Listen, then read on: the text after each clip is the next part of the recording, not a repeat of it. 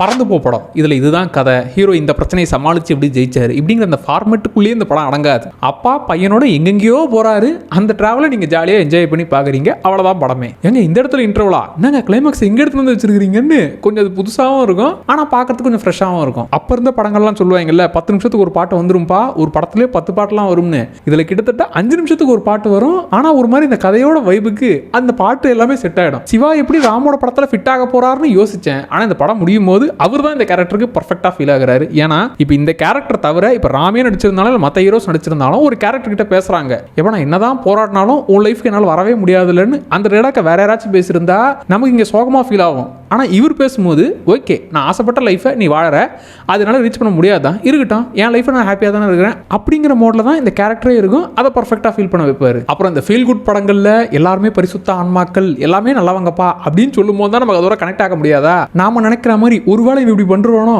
ஒருவேளை இப்படி ஆயிடுமோ அப்படின்னு டவுட்லாம் படும். அதுக்கப்புறம் சாரிப்பா தப்பா நினச்சிட்டேன் அப்படிங்கிற மாதிரி ஃபீலும் பண்ணும்.